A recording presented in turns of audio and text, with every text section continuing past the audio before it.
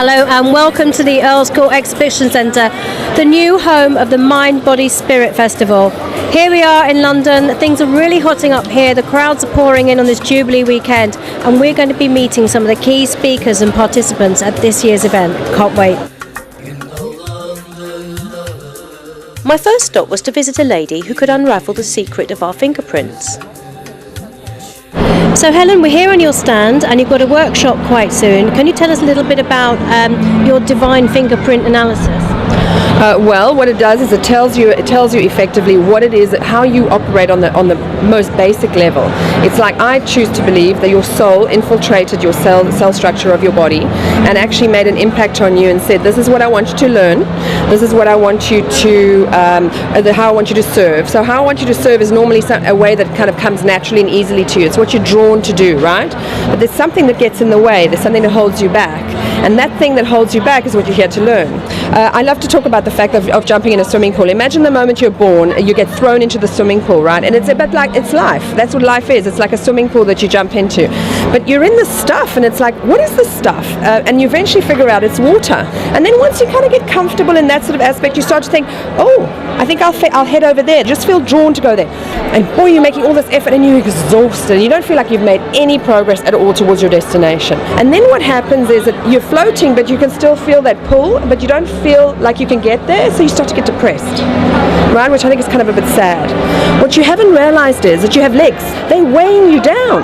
The moment that you realize that you've actually got legs, and then you figure out, hang on a second, maybe I should learn how to kick these guys. They turn from being the thing that holds you down to the thing that actually powers you and speeds you to where you want to go. And the legs are the lesson, okay? The lesson that we're here to learn. The skill we want to bring into our soul's personality, if that makes sense, all right? And the purpose, what you're really drawn to is your purpose. And then the water that you're swimming in is what we call your life school. And so what I'm doing in my workshop today is I really want to talk to people about the water that they swim in. And so we're going to be doing the fingerprints, and we're going to be talking about actually, okay, what school are in. People are going to be looking at their own fingerprints and figuring out what school are they in, how has their soul decided they are here to experience life. Because we all experience life slightly differently.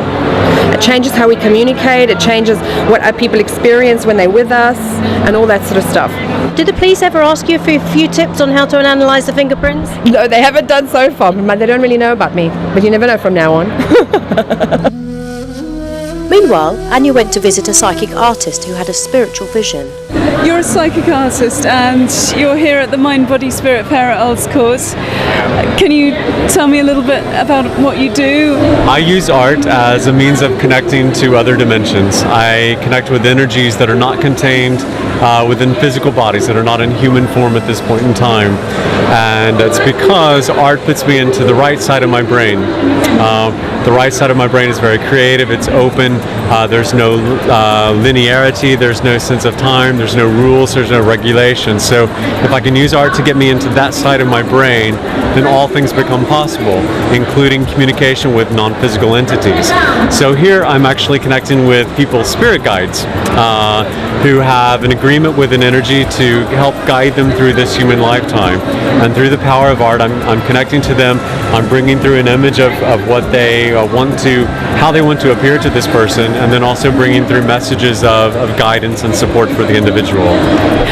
How do you begin to connect with somebody's spirit guides? Do they come to you through imagery, or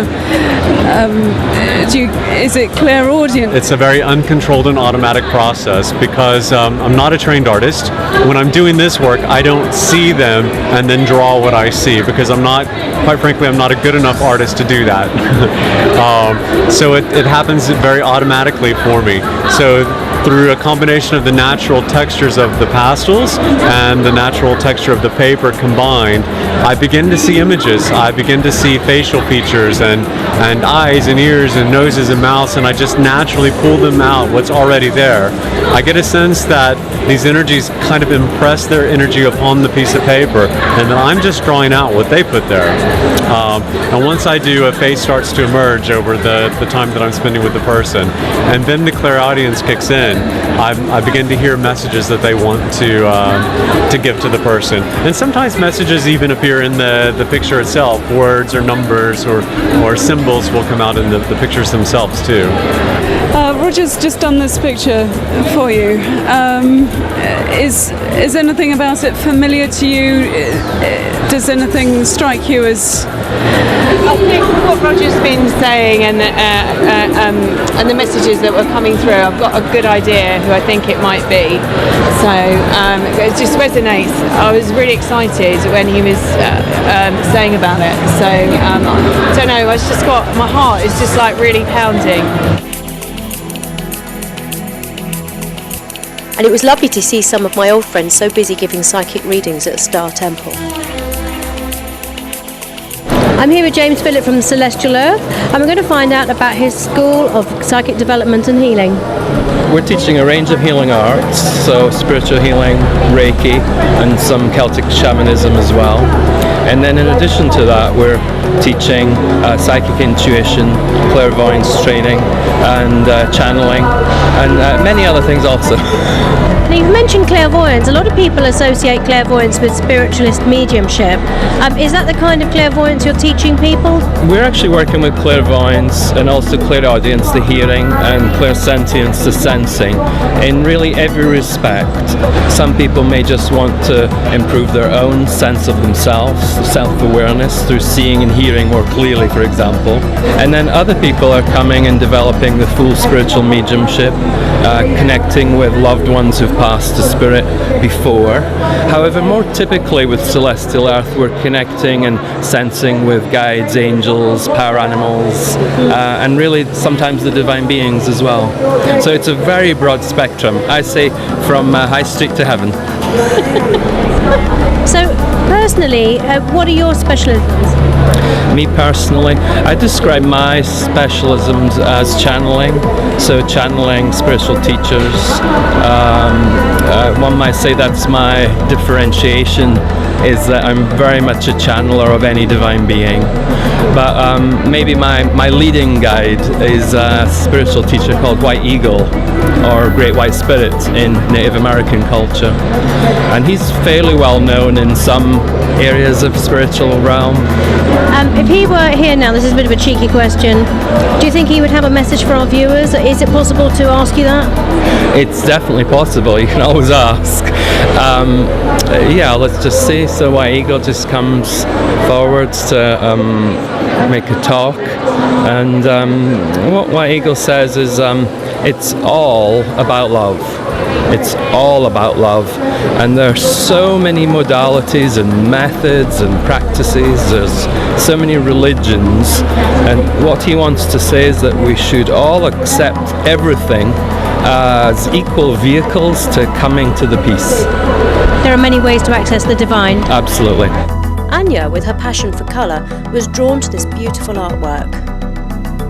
Hi, and you're speaking with Psychic Oracle. Have you anything to say about your beautiful pictures that you have here? Well, I would like to say that it feels very auspicious to be here just as we're going into this very amazing Venus transit. So I'd say that my paintings are very much inspired by love of the Divine Mother, and they are about sacred therapeutic art. Yeah, I work on silk originally, and then basically these are printed onto canvas, and then I paint onto them again. So it's all different levels. This divine artwork was a feast for our eyes, but now it was time to discover Angelic Sound. Hi Stuart, now we've caught you here at the end of a very busy day at the Mind Body Spirit Festival here in London, in Earl's Court.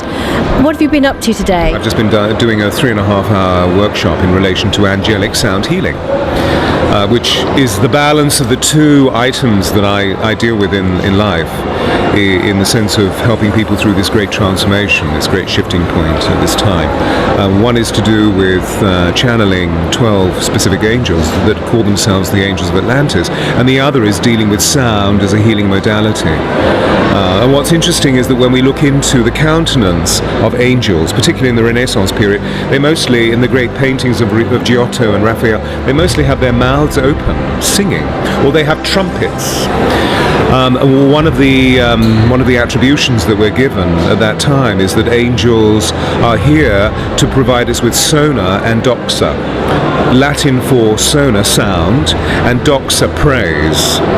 So what I do is I bring the whole substance of the angelic countenance through sound, because sound is at the core of creation, together, to literally pulsate through people's bodies so they become drenched in a beautiful angelic elixir that enables them to become the people that they want to be. The important thing is that we each have a note, which is our signature note, and that's the song of our soul. And what I've discovered over the years is that most people don't sound that note because we're educated and conditioned into producing another form of vibration, which is the vibration of the head. So you can probably hear that I'm sitting in my body with this sound. And where most people sit is here, like this. So do I sound as though I'm using my note? Or do I sound as though I'm using my note? It's a very different vibration. So I've just had a group of about 100 people upstairs moving into harmony and walking out feeling utter bliss. At the end of the day, if you were able to sum up in one sentence what your purpose and your message is now, what would that be? To dispel fear in people's hearts and to encourage them towards a sense of their own divine unity. We've all heard of using incense for our spiritual work, but this frankincense was the best in the world, and you went to find out more. Now I'm at the Frankincense store site with Shenbaz. Tell me about what you have here today. So what we have today is the finest frankincense from Oman, and it's very good for purification of the atmosphere. It's really good when you use it for your psychic experiences, your ability to connect with another world. Frankincense is a raw ingredient which is used in perfumery. So in France, loads of frankincense get shipped. Maybe not Omani frankincense because it's one of the finest and most luxurious, but Somalian frankincense does get used a lot in perfumery in France. Also, I read on here it's good for arthritis pain. How would people take that? You would boil and drink this. So I'll show you one of the resins. This is the yellow hodgery, and what you would do, you would take this individual piece. So I'll get a nice large pear-shaped piece, and you would boil this until it's fully dissolved, and once it is dissolved, you just drink it, and that's it. Wow, so it's like a medicine. It is. One of these is equivalent to around 10 ibuprofen tablets. Is there anything else that it's good for, as well as arthritis? It is. It's good for kidney problems, arthritis pain, menstrual pain, blood purification. So it just purifies your internal organs. And as you mentioned, it is an anti-inflammatory. So anywhere you do have the pain, it reduces this pain and swelling. We were enchanted by the goddess portraiture as we made our way to meet a very modern shaman. So Jez, we've just caught you after your performance and before your workshop. Can you tell us a little bit about what you're doing today at the Mind Body Spirit Festival? We're looking at a wounding story on 3 different levels: the personal, the ancestral, and then the collective. We all have wounds that hold us back in life or that keep us down, no matter how enlightened or spiritual we try and become. And sometimes we can ignore those, but we see them shamanically as sources of strength. So what we will do, but we have to transmute that wound and pain into something of beauty and blessing. So the way we do that is by changing the story behind them. So something may have happened to you, say 10, 15, 20 years ago, whatever. It's not what happened that matters, it's the story we tell ourselves. Whether it's a wounding story, i.e. it's going to happen again and we're going to carry on down that cycle, or it's a healing story, and we're looking at transforming them into healing stories. I work as a psychic as well, but I completely identify with a hurtful situation that people can find it difficult to get past. I think it's a really interesting suggestion that you're turning it into a healing story. Yeah, that's the shamanic way, as I understand it, because it's about recycling. Basically, we don't throw anything away. Everything that's ever happened to us can be either a source of keeping us down and keeping our spirit oppressed, or something that will make us grow and learn. And the wound is seen as the initiation, because life is painful. Life is by its nature, as soon as we're born, we care about people, we lose people, that's painful. So it's what we do, but that's part of the spiritual journey. It's not about just going out there to spirit, because that's where we come from. It's coming into here. So the initiation is the wound. A lot of indigenous cultures, they would literally wound the body. They would get a knife on when they were teenagers and scar the body, and that was a reminder that life is painful, but what comes out of that is compassion. And that's what the role of the shaman really is, to have compassion for other, because you can only really go and you can only really help others, especially in a healing scenario, if you know that pain yourself, unfortunately. It's not about trying to be a compassionate person, it's about understanding yourself and understanding we're all human and we're all trying our best, and then that healing, and that will breed compassion. So we feed it like little seeds as opposed to just trying to be something. But it's not really what people are born with in terms of, or brought up with in terms of their expectation. I think the disappointment a lot of people experience is the fact that they expect it all to be wonderful. Yeah, exactly. And disillusionment is such an important part of the spiritual process, because I think anyone gets onto this path, we can get on with a lot of illusions or myths that this is going to suddenly sort our life out and we're going to be wonderful, happy people forever, and that isn't realistic, I think. So the disillusionment is part of the spiritual part, an important part, because then it goes deeper. You have a deeper relationship with spirit, one that is much more real, shall we say. So have you got a final message for our viewers today? Life is a risky business by its nature, and so it's how much passion, how much yearning we have to connect with something greater than us, and that I feel the spirits hear us, and they will come to us. It's our song. Sing your song of life, whatever it is. Thank you very much, Jez. Our pleasure. Gün dağlandı dağı taşı, gidiyor